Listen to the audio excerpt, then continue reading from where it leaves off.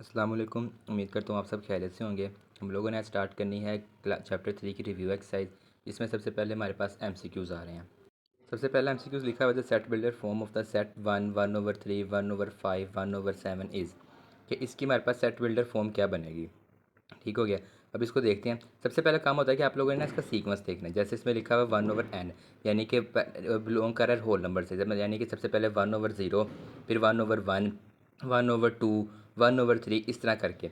अब सबसे पहले देखें 1/0, उसका हमारे पास आंसर ही नहीं आता होता, वो मैथ एरर आ गया, तो ये हमारे पास बन ही नहीं सकता। ठीक है। सेकंड लिखा हुआ है 1/2n+1, यानी कि हमारे पास ये स्टार्ट होगा 0 से, और जो भी ज़ीरो हम पुट करेंगे उसको 2 से मल्टीप्लाई करेंगे, उसमें 1 प्लस कर देंगे।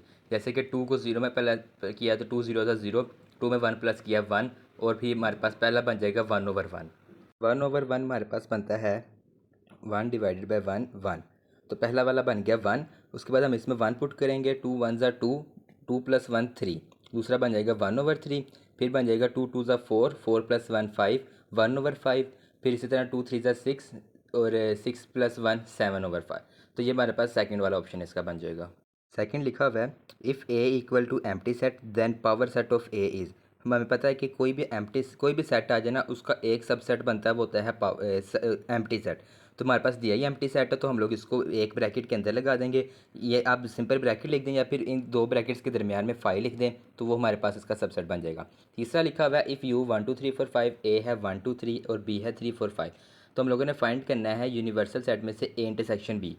सबसे ए इंटरसेक्शन बी हमारे पास बनेगा जो दोनों में से कॉमन आ रही होगी चीज़, जो दोनों में सेम चीज़ आ रही होगी वो बनेगी। जैसे दोनों में 3 सेम आ रहा है, तो हमारे पास 3 आ जाएगा ए इंटरसेक्शन बी में। तो जब यूनिवर्सल में से 3 को माइनस करेंगे तो वो बाकी हमारे पास बच जाएगा 1 2 4 5।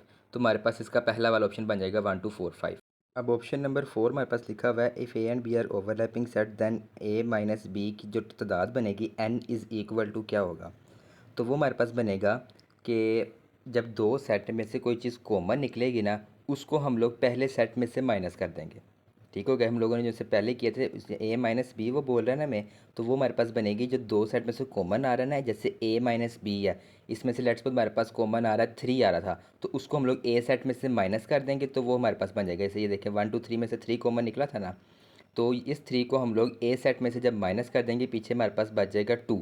तो वो जो से हमारे पास ए में से जो 3 माइनस किया, तो हमारे पास उसका आंसर आ जाएगा 2। 2 1 2 वाला 2 नहीं, मतलब कि 2 तो दो नंबर हमारे पास उसके अंदर बच जाएंगे। अब जो से हमारे पास ऑप्शन 5 लिखा है if A is subset of B then B minus A is not equal to 5 then B minus A equal to. उसने क्या कि ए हमारे पास बी का सबसेट है, और बी में से जब हम ए माइनस करेंगे तो हमारे पास एम्प्टी सेट नहीं बचता, यानी कोई वैल्यू बच रही है हमारे पास। तो हम लोगों ने बताना है कि बी में से ए माइनस करेंगे तो वो किसके इक्वल बनेगा। तो वो उसी के इक्वल होगा कि जब बी की तादाद में से हम लोग ए की तादाद को माइनस करते हैं, क्योंकि दोनों हमारे पास डिस्जॉइंट सेट है। डिस्जॉइंट सेट हमारे पास होते हैं इसमें से कोई चीज़ कॉमन नहीं निकल रही होती। ठीक होता है। तो इसमें से हमारे पास बन जाएगा कि बी में से ए को माइनस कर देंगे, तो वो हमारे पास उसका आंसर बन जाएगा। आगे 6वां लिखा हुआ है if A union B equal to 50 and 30 और बी की वैल्यू 35 है, तो ए यूनियन इंटरसेक्शन बी क्या बनेगा। तो ये हमारे पास जैसे हम लोगों ने 3.3 के अंदर लगाया था, सॉरी 3.2 के अंदर, वैसे ही होगा। टोटल हम लेफ्ट साइड पर रखेंगे, ए की वैल्यू 30 और 35 इनको प्लस कर देंगे, और जो सा ए इंटरसेक्शन बी है वो माइनस कर देंगे। 30 + 35 हो जाएगा 65। इसमें से हम लोग एक्स माइनस कर देंगे, क्योंकि एक्स लेट्स सपोज हमारे पास ए इंटरसेक्शन बी है। तो 65 में बन जाएगा माइनस एक्स। तो अब हम लोगों ने एक्स की वैल्यू फाइंड करनी है, एक्स को उस तरफ ले जाएंगे, और जो 50 है वो हमारे पास राइट साइड पे चला जाएगा। 65 माइनस 50 हो जाएगा, तो 65 में से 15 माइनस करेंगे तो 15 हमारे पास इसका आंसर आ जाएगा। आगे 7 वाला लिखा हुआ है if A 1 2 3 4 B X Y Z है, तो कार्टेशियन प्रोडक्ट में हमारे पास कितने एलिमेंट्स बनेंगे। ये फाइंड करने का फॉर्मूला होता है कि जो ए के एलिमेंट्स मतलब एक सेट के एलिमेंट और दूसरे सेट के एलिमेंट, इनकी तादाद को आपस में मल्टीप्लाई कर देना है। पहले के 4 हैं, अगले वाले के हमारे पास 3 लिखे हुए हैं, तो 4 को 3 से मल्टीप्लाई कर देंगे तो आंसर आ जाएगा 12। तो सेकंड ऑप्शन 12 इसका आंसर बन जाएगा। 8वां लिखा हुआ है if X square equal to 3x minus 2, तो हम लोगों ने a+1 की वैल्यू फाइंड करनी है, यानी कि x के अंदर हम लोगों ने a+1 पुट कर देना है। तो हम लोग इसको ना सोल्व करके देखते हैं कि इसका किस तरह बनेगा। आंसर में लिखा हुआ है a² माइनस a, तो वो हम लोग ना सोल्व कर लेते हैं। सबसे पहले एक्स स्क्वायर है ना, एक्स स्क्वायर की जगह हम लिख देंगे a+1 का स्क्वायर। उसके बाद लिखा है -3x, तो इस -3x में भी x की जगह आ जाएगा -3a+1, और जो सा आगे लिखा वह है +2, ये साथ वैसे आ जाएगा। अभी हमारे पास फॉर्मूला खुलेगा a² प्लस a+b का whole square, a² plus b² plus 2ab। उसके बाद आ जाएगा -3 को हम लोग a+1 से मल्टीप्लाई कर देंगे, -3 -3 + 2। अब ये इसमें से -3a और -2a जो सा है ये बच जाएगा। सबसे पहले आएगा ए स्केयर, उसके बाद ए स्केयर वाला और कुछ नहीं है, तो ए 2a - 3a करेंगे तो ये आ जाएगा -a। उसके बाद हमारे पास 1 + 2 करेंगे तो 3 हो जाएगा, और 3 में से 3 माइनस करेंगे 0 आ जाएगा। 1 - 3 + 2 0। तो ये बस हमारे पास बच जाएगा ए स्केयर -a, और वही हमारे पास डी वाला इसका ऑप्शन बन जाएगा। आगे लिखा given that f(x) = 3x + 1 if f(x) 28, तो x की वैल्यू क्या होगी। तो सिंपल हम लोग f(x) की जगह 28 पुट कर देंगे, x + 1 को पुट कर देंगे 28 के इक्वल।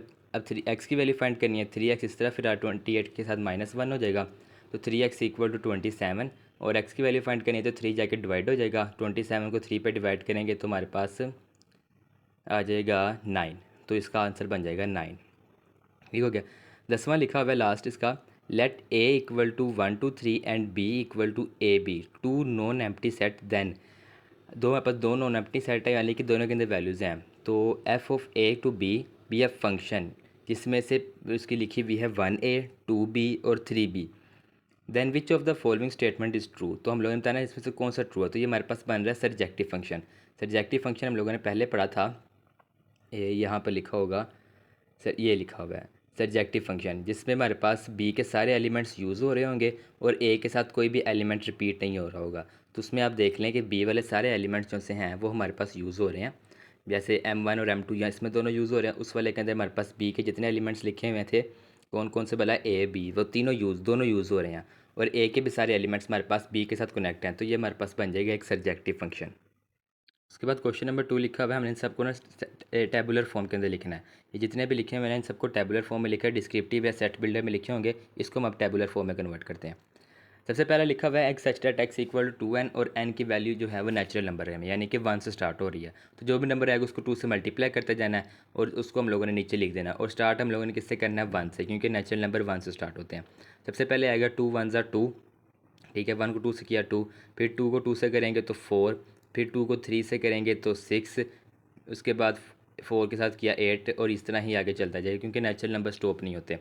सेकंड लिखा हुआ है X such that x = 2m + 1, और m भी n के अंदर आ रहा है, यानी कि 2 से मल्टीप्लाई भी करना है हम लोगों ने, और उसके बाद उसके अंदर हम लोगों ने 1 को प्लस भी करना है। सभी से ज़्यादा 3 आ जाएगा, फिर हमारे पास 2 × 2 = 4, 4 + 1 5, फिर 6, 6 + 1 7, उसके बाद 8, और 8 + 1 9, और ये इस तरह ही आगे चलते जाएंगे। तीसरा लिखा हुआ है X such that x = 11n, यानी कि हर नंबर को 11 से मल्टीप्लाई करना है, और ये है हमारे पास होल नंबर से 0 से स्टार्ट होंगे, और कौन से लिखने हैं, n लेसर दैन 11, यानी कि 11 से छोटे लिखने हैं। 11 से छोटा 10 होता है, 0 से लेकर 10 तक लिखने हैं, और हर नंबर को 11 से मल्टीप्लाई करते जाना हम लोगों ने। ठीक हो गया, 11 से मल्टीप्लाई करते जाएंगे। सबसे पहले 11 को 0 से किया 0, फिर 11 को 1 से करेंगे 11, 2 से करेंगे तो 22, 3 से करेंगे तो 33, 4 से करेंगे 44, 5 से करेंगे तो 55, 6 से करेंगे 66, 7 से करेंगे 77, फिर 88, फिर 99, और लास्ट पे 10 से करेंगे तो हमारे पास आ जाएगा 110।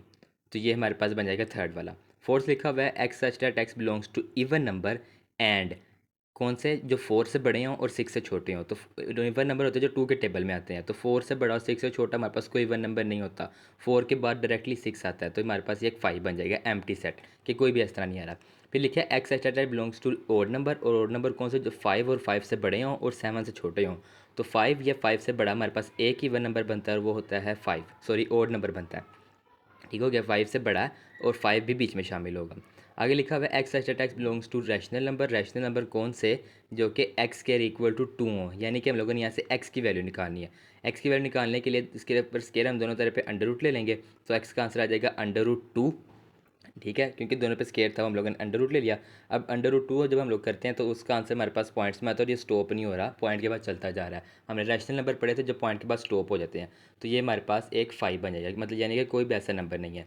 फिर लिखा है बिलोंग्स टू रैशनल नंबर और x = -x, यानी कि ऐसा नंबर जो कि अपना प्लस में भी वही हो और माइनस में भी वही हो। तो ये हमारे पास सिर्फ सारे नंबर्स में से एक ही ऐसा नंबर बनता है जो कि होता है 0। 0 प्लस में भी वही होता है और माइनस में भी वही होता है, क्योंकि इसके साथ कोई भी साइन नहीं आता होता। आप प्लस लगा लें या माइनस लगा लें, तो ये हमारे पास सिर्फ एक ही नंबर आ जाएगा, 0। 8वां वाला लिखा हुआ है such that x belongs to real number and x is not equal to irrational number. Real number में हमारे पास दो चीज़ें आती हैं, एक होता है रैशनल नंबर और एक होता है इरेशनल नंबर। अब उसने बोला है कि हमारे पास इरेशनल नंबर नहीं है, तो फिर पीछे हमारे पास एक ही बचता है जो कि होगा रैशनल नंबर, तो वो हमारे पास इसका आंसर बन जाएगा। आंसर में इसके आ जाएगा क्यू, जो कि हमारे पास बनता है एक रैशनल नंबर। नेक्स्ट क्वेश्चन 3 है, जिसमें हम लोगों ने इसके ना तमाम मेंबर्स लिखने हैं। 4 सेट दिए हुए ए बी सी और यूनिवर्सल सेट, तो हम लोगों ने जो सेट दिया होगा ना उसको हम लोगों ने लिखना है कि इसकी क्या वैल्यू बन रही होगी। सबसे पहले एक कॉम्प्लीमेंट है। ए कॉम्प्लीमेंट की वैल्यू हमारे पास बनती है यूनिवर्सल सेट में से ए सेट को माइनस करके।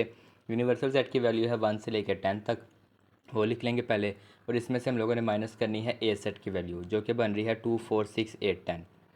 तो वो उसको हम लोग जब माइनस करेंगे तो पीछे हमारे पास बच जाएगा 1 3 5 7 और 9। देन हमारे पास लिखा हुआ है बी कॉम्प्लीमेंट। तो बी कॉम्प्लीमेंट के लिए हमारे पास बनेगा यूनिवर्सल सेट में से बी सेट को माइनस कर देंगे। यूनिवर्सल की वैल्यू फिर से वही आ जाएगी 1 से लेकर 10 तक, 1 2 3 4 5 से 10 तक। और बी की वैल्यू हमारे पास बन जाएगी 1 2 3 4 5, जो सी बुक के अंदर लिखी हुई है। जब हम लोग 1 2 3 4 5 को 1 से लेकर 10 तक में माइनस करेंगे तो पीछे हमारे पास क्या बचेगा 6 7 8 9 10। तो ये बी सेट का हमारे पास कॉम्प्लीमेंट निकल आएगा। फिर लिखा हुआ है ए यूनियन बी, यानी कि ए सेट और बी सेट को हम लोगों ने मिलाकर लिखना है। ठीक है, तो मिलाकर लिखना है तो ए की वैल्यू हमारे पास है 2 4 6 है 10 और बी की वैल्यू है 1 2 3 4 5। जब हम इनको मिलाकर लिखेंगे पहले नंबर पे 1 से लेकर 5 तक जो वैल्यूज़ हैं वो तो वैसे ही आ जाएंगी। उसके बाद जो ए सेट की वैल्यूज़ बचती होंगी, जैसे कि 6 8 और 10 है, ये इसके बाद आ जाएंगी। 6 8 और 10 आ जाएगा इसके बाद। फिर लिखा हुआ है ए माइनस बी, यानी कि ए सेट में से हम लोगों ने बी सेट को माइनस करके लिखना है। ए की वैल्यू हमारे पास है 2 4 6 8 10 और बी सेट की वैल्यू हमारे पास है 1 2 3 4 5। अब हम लोगों ने करना क्या है कि बी की वैल्यू जो सी ए के अंदर आती होंगी ना उनको माइनस कर देना है, और जो बाकी ए की वैल्यू रह जाएंगी ना उनको हम लोगों ने लिख देना है। जैसे कि इसमें से हम लोग को कौन सी आ रही है, 2 दोनों साइड पे आ रहा है और 4 आ रहा है, तो 2 और 4 को माइनस कर देंगे। जो बाकी ए की वैल्यू बचेगी वो आ जाएगी 6 8 और 10, वो हम लोग यहाँ पर लिख देंगे। हमने बी वाली वैल्यूज़ नहीं लिखनी, जैसे पहले नंबर पर सेट आ रहा होगा ना उसकी वैल्यू लिखनी। जैसे यहाँ पर ए आ रहा है तो सिर्फ ए की वैल्यू ही हम लोग लिखेंगे, बी की वैल्यू नहीं हम लोग लिखेंगे। फिर लिखा हुआ है ए इंटरसेक्शन सी। हम लोगों ने ए और सी का इंटरसेक्शन है ना, जो चीज़ में से कॉमन आ रही होगी, इसकी वैल्यू है 2 4 6 है 10 और सी की वैल्यू है 1 3 5 7 9। ऊपर वाले इवन नंबर है, नीचे वाले ओड नंबर है, तो इसमें से हमारे पास कोई भी चीज़ कॉमन नहीं आएगी। तो जो हमारे पास ए इंटरसेक्शन सी बनेगा ना वो एक एम्प्टी सेट बन जाएगा, तो इसकी जगह हम लिख देंगे 5।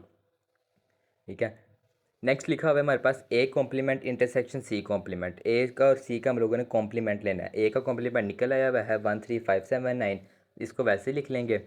और जिनसे सी का कॉम्प्लीमेंट है पहले उसको फाइंड कर लेते हैं, जिस तरह हम लोगों ने पहले ए का कॉम्प्लीमेंट और बी का कॉम्प्लीमेंट फाइंड किया। फॉर्मूला होता है हमारे पास यूनिवर्सल सेट में से उस सेट को माइनस कर देंगे। यूनिवर्सल की वैल्यू है 1 से लेकर 10 तक और सी की वैल्यू हमारे पास बन जाएगी 1 3 5 7 9, जो पीछे लिखी हुई है। तो इसको जब हम लोग यूनिवर्सल सेट में से माइनस करेंगे पीछे हमारे पास इसका आंसर आ जाएगा 2 4 6 8 और 10। 2 4 6 8 10 इसका हमारे पास आंसर बन जाएगा।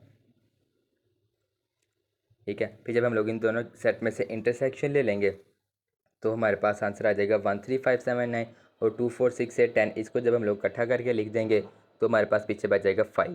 अब आगे लिखा हुआ है complement union B C complement. तो ए कॉम्प्लीमेंट की वैल्यू और सी कॉम्प्लीमेंट की वैल्यू को हमने यूनियन लेना है।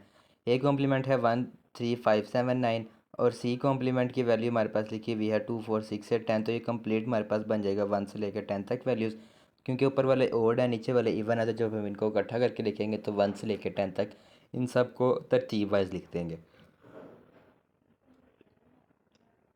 तो तरतीब वाइज ये आगे।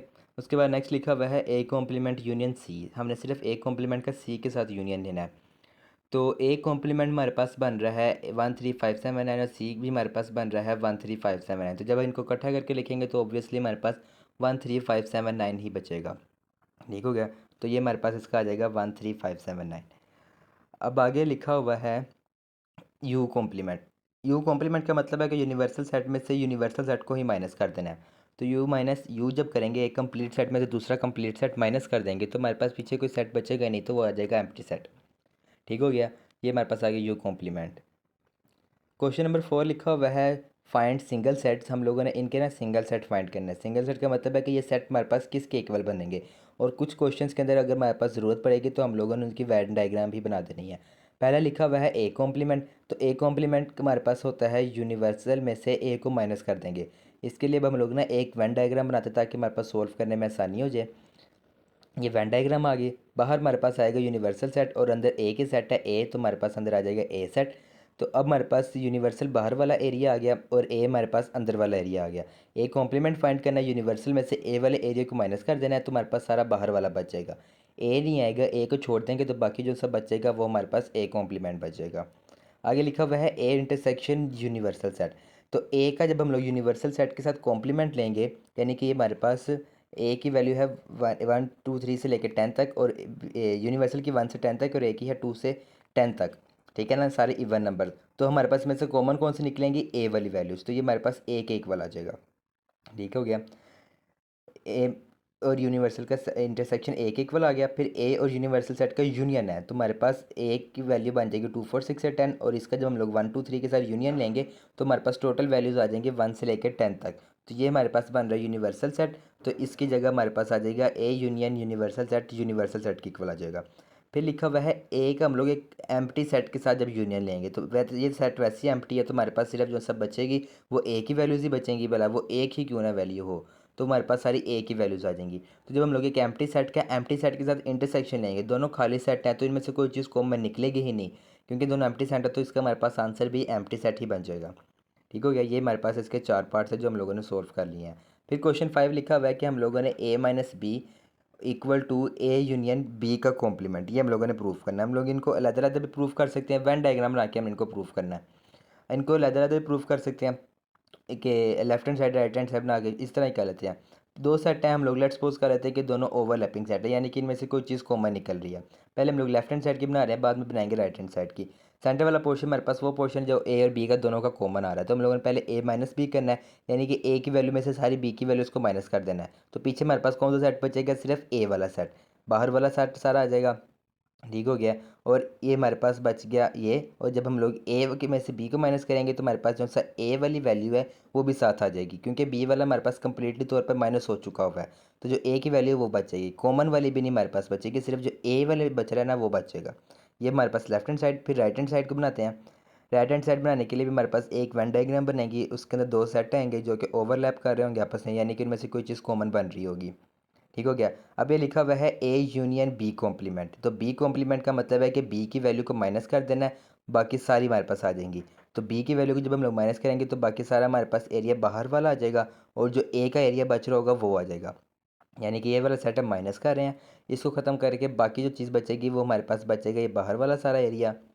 आप इसको शेड अच्छे तरीके से कर सकते हैं, पेंसिल से भी कर सकते हैं, और पेन से भी कम्प्लीटली तौर पे शेड कर लें, ज़्यादा प्यारा लगेगा। इसका जब हम लोग ए के साथ यूनियन लेंगे तो हमारे पास ए वाली वैल्यूज़ भी बीच में आ जाएंगी, तो ये हमारे पास इसका राइट हैंड साइड बन जाएगी। तो दोनों लेफ्ट हैंड साइड और राइट हैंड साइड दोनों इक्वल हैं, तो लास्ट पे आप लिख सकते हैं हैंस प्रूफ। सेकंड पार्ट लिखा हुआ है ए माइनस बी का कॉम्प्लीमेंट, उसका इंटरसेक्शन बी के साथ लेना है, तो वो बी के इक्वल बनेगा। सेम इस तरह से दो सेट हम लोगों ने बना लिए लेफ्ट हैंड साइड और राइट हैंड साइड के लिए। पहले बी वाला सोल्व कर लेते हैं, राइट हैंड साइड उसमें सिर्फ इक्वल टू बी लिखा है, तो हम लोग बी वाले एरिया को शेड कर देते हैं। अब हम लोग लेफ्ट हैंड साइड सोल्व करते हैं कि इसमें से हमारे पास सिर्फ बी वाला एरिया शेड होना चाहिए। ए माइनस बी जब हम करेंगे तो हमारे पास कौन सा एरिया बन रहा था, ये बी को छोड़ के बाकी सारा हमारे पास बच रहा था। ठीक है, ए माइनस बी हम लोगों ने उससे पहले किया। जब हम लोग इसका कॉम्प्लीमेंट लेंगे तो हमारे पास सिर्फ अंदर वाला बचेगा और बाहर वाला सारा खत्म हो जाएगा। ठीक है, पहले हमारे पास बाहर वाला बच रहा था, अंदर वाला ख़त्म हो रहा था, अब हमारे पास अंदर वाला बच जाएगा, बाहर वाला सारा ख़त्म हो जाएगा। इसका जब हम लोग बी के साथ इंटरसेक्शन लेंगे, ए और बी में से हमारे पास बी ख़त्म हो गया, बाकी सारा बच गया था। अब हमारे पास एक ए बी रह जाएगा और बाकी सारा ख़त्म हो जाएगा। ठीक हो गया, ये हमारे पास उसका कॉम्प्लीमेंट बन जाएगा, यानी कि उलट बन जाएगा। जब हम इसका बी के साथ इंटरसेक्शन लेंगे तो हमारे पास सिर्फ बी वाली चीज़ बच जाएगी, तो यही हमारे पास इसकी लेफ्ट हैंड साइड आ जाएगी। तो लेफ्ट हैंड साइड और राइट हैंड साइड दोनों सेम हो चुकी हुई हैं। अगर आपको हमारी वीडियो को समझ आइए तो हमारी वीडियो को लाइक करें, शेयर करें, और हमारे चैनल को सब्सक्राइब करें। अपने दोस्तों के साथ भी इस वीडियो को लाजमन शेयर करें ताकि वो